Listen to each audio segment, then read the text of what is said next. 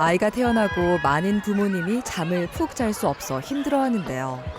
낮에는 천사처럼 잘 놀고 웃던 아이가 밤만 되면 수시로 깨서 울고 보채기 때문이죠. 심하면 1시간 간격으로 깨 부모님을 힘들게 하는데요.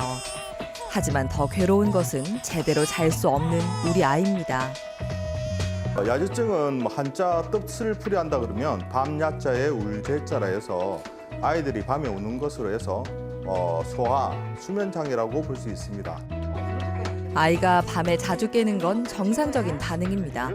단 100일까지는요. 개인 편차는 있지만 생후 3, 4개월이 지났는데도 밤마다 깨서 울고 잘 진정되지 않는다면 야제증일 수 있는데요. 성장과도 밀접한 관련이 있어 치료가 필요합니다. 영유아 수면 문제를 개선해 튼튼하게 자랄 수 있는 기초 체력을 만드는 한의사 안영민 원장. 평소 생활 습관 교정과 한방 치료로 면역력을 강화하고 체질을 개선하는 한의사 최미옥 원장. 평소 잔병 치레가 많고 비염이 심했던 지호. 잠을 재워도 울면서 깨기 일쑤였죠. 거의 한두 시간 만에 깨서 한 5, 6번? 네, 그 정도 깨고. 근데 저희도 깨서 항상 우니까 저희도 잠을 다 둘 다 못 자고 애도 못 자고 너무 괴롭더라고요.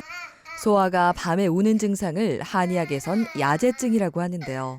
지속되면 치료가 필요합니다. 2시간마다 잠에서 깨다 보니 잠을 푹 잘 수 없었고 체력이 저하되면서 면역력이 약해진 겁니다. 제가 상담 중에서 체크한 결과 조금 이렇게 수면에도 문제가 좀 있었습니다. 아이가 어릴 때부터 통잠을 잔 적이 거의 없고 요즘 최근 들어서 그 당시에 몸이 컨디션이 안 좋아지면서 밤중에 한 5번, 6번 정도 중간에 깨더라고요. 깨면서 또 많이 심하게 울고 보채는 경우가 되게 많았다고 합니다. 아이가 충분한 수면이 안 된 상태에서 체력이 떨어지니까 감기는 더 자주 걸리게 되고 감기가 쉽게 낫지 않고 오래 가는 경우가 많았고 당연히 그러면 더 체력이 떨어지면서 소화력이 떨어지면서 또 먹는 것도 좀 부실해지게 되고 키 성장에도 문제가 돼서 또래에 비해서 한 3, 4cm 정도 작은 성향이 있었습니다. 치료가 늦어진다면 가장 활발하고 왕성하게 커야 하는 성장 시기를 놓칠 수 있습니다. 이때 키는 물론 몸속 장기들도 성장하기 때문에 야제증의 원인을 찾아 해결해야 합니다. 지호는 열순환에 문제가 생겨 한 곳에 뭉치는 기체증이 있었습니다. 열의 분포가 골고루 퍼지도록 치료하고 있죠. 동의보감 잡병편에서는 소아의 질병 중 아이가 밤에 오는 야제증에 대해 설명하며 그 원인을 밝히고 있습니다.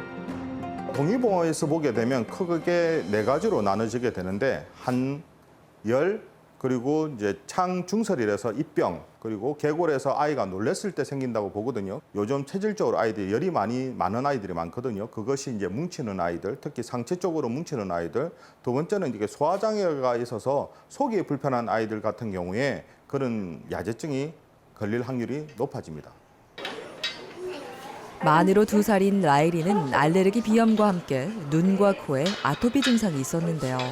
부족한 수면이 문제였죠. 제가 출근을 새벽 5시 반에 일어났거든요. 잠을 밤 10시부터 잤는데 깊게 좀 자야지 다음날 육체 노동을 하니까는 좀 일을 할 수가 있는데 자주 깨다 보니까는 매일 피곤하게 좀 살았어요. 한 1년 정도 계속 피곤하다 보니까는 좀 짜증이 많이 드는 거예요.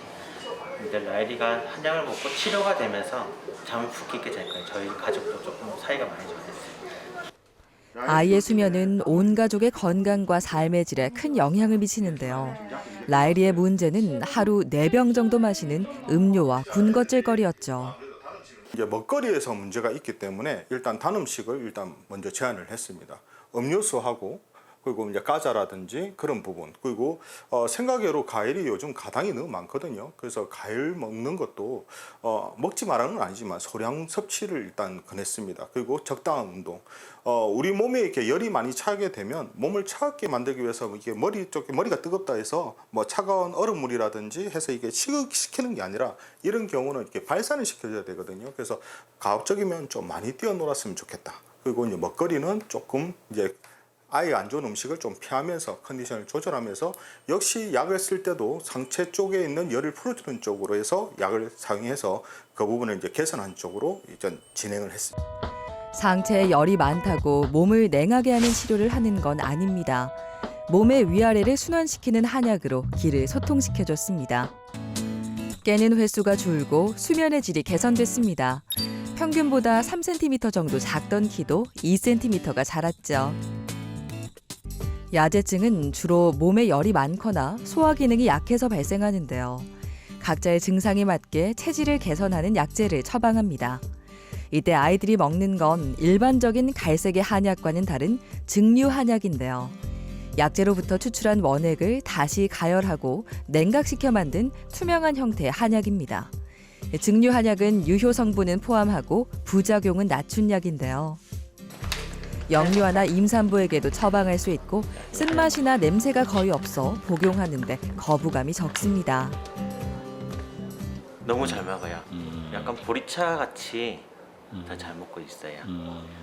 오히려 뭐 요구르트나 뭐 우유나 초코우유에 타줬는데 오히려 더 싫어하더라고요. 그냥 이렇게 한약 자체로 먹는 걸 더 잘 먹어요.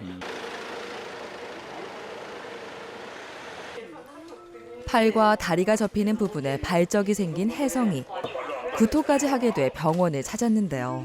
소화 문제로 생긴 야제증이었습니다. 이 아이의 분수토는 과식이 원인이었습니다. 아이가 워낙에 조금 식욕이 좀 좋다 보니까 아이가 잘 먹으니 부모님이 좀 많이 주셨고요. 자꾸 먹다 보니 이 아이가 소화가 잘 되는지 모르고 부모님이 계속 주셨고 과식이 원인이 되니까 아이가 음식물이 내려가지 못하고 역류하는 결과가 왔습니다. 토하고 깝깝하다 보니 수면이 원활치 않았고요. 그러다 보니까 밤에 자다가 계속 우는 습관이 계속 유지하게 되었었습니다. 잠을 못 자게 되니까 일단 성장도 더디었었고요. 영유아 검진을 하게 되면 항상 키는 하위권에 있고, 그리고 무엇보다 아이가 짜증을 많이 내더라고요. 자기가 밤잠을 설치게 되니까. 이유식을 빠르게 시작하며 잘 씹지 않고 과식하는 잘못된 식습관이 있었는데요. 소화장애로 배변이 원활하지 않아 피부 문제까지 생긴 상태였죠. 소화 문제를 일으키는 음식을 제한하고 잘 씹어 먹도록 지도했습니다. 이제 막힌 것을 좀 풀어줘야 되는데요. 위열이 많다 보니까 위쪽으로는 열이 너무 많고 아래는 차지는 결과가 왔습니다. 그래서 위아래 순환을 시키는 기체증을 풀어주는 치료를 했는데요. 먹거리와 그다음에 증류 한약으로 치료를 했습니다. 이 아이 같은 경우는 조금 이제 입맛이 워낙에 딴 아이들보다 좋다 보니까 이유식을 좀 일찍 하는 결과가 있었습니다. 그래서 큰 덩어리 음식들을 좀 빨리 먹는 결과가 있었는데요. 그 음식들에 대해서 저희가 좀 너무 이르다고 조금 이제 개선해주는, 그리고 이렇게 식생활 개선을 첫 번째로 했고요. 그 다음에 지금 갖고 있는 채기는 한약으로 내려주었습니다. 그래서 그 두 가지가 해결이 되니 갑갑함이 풀리고 토도 없어지고 그 다음에 수면도 좋아졌습니다. 속이 편해지고 숙면이 가능해졌습니다. 전체적인 몸 상태가 좋아지고 피부 상태와 성장 부분이 개선됐습니다. 아이한테 더 웃으면서 더 대할 수도 있고 아이 상태를 조금 더 깊게 바라볼 수 있는 그런 부분도 생기게 되었거든요. 왜냐면 그전에는 야제증이란 것도 모르고 했으니까 제가 왜 저래? 왜 빨리? 왜 잠을 깊게 못 들지? 막연하게만 생각을 했었는데 이제는 혹시 소화가 되지 않아서 오늘 너무 과식을 하진 않았나? 이런 생각을 하게 되니까 아이한테 좀 더 관찰하는 부분에서도 좀 더 좋아졌던 부분이 있습니다. 대부분 야제증에 대해 모르는 경우가 많은데요. 100일이 지났는데도 6시간 이상 통잠을 자지 못하고 3번 이상 깨고 몸이 뜨거워 땀이 많고 야간 수유를 3번 이상 하는 등 4개 이상 항목에 해당되면 야제증을 의심할 수 있고 6개 이상이라면 성장 문제를 일으킬 수 있어 치료가 필요합니다. 다희는 5년 전 야제증으로 한의원을 찾았습니다. 몸이 약해 숙면을 취하지 못했었죠. 처음엔 키 성장이 5% 미만이었는데요. 수면 상태가 개선되고 키가 평균인 50%까지 성장했습니다. 어릴 때는 호흡기 열을 위주로 다스렸지만 지금은 상초, 중초, 하초에 있는 키가 혹시라도 몰릴 수 있는 부분을 순환시켜서 이 아이가 원활하게 기순환이 되면 아무래도 성장도 원활해질 수밖에 없거든요. 그래서 지금 이제 처음에 하위 3%였던 어떤 키와 체중이 다 따라잡아져서 중간 50% 정도까지 따라온 거는 기순환이 잘 돼서 좋아진 결과입니다. 그래서 주기적으로 키가 막히거나 뭉칠 수 있는 것을 풀어주는 치료를 하게 됩니다.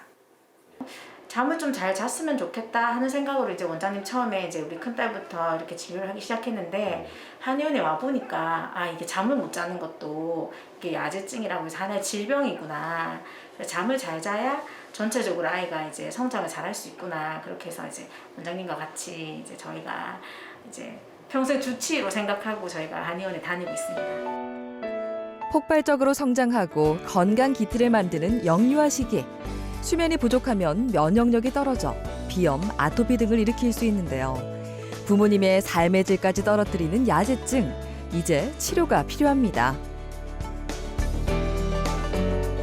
네, 야제는 치료가 될 수 있는 질환입니다.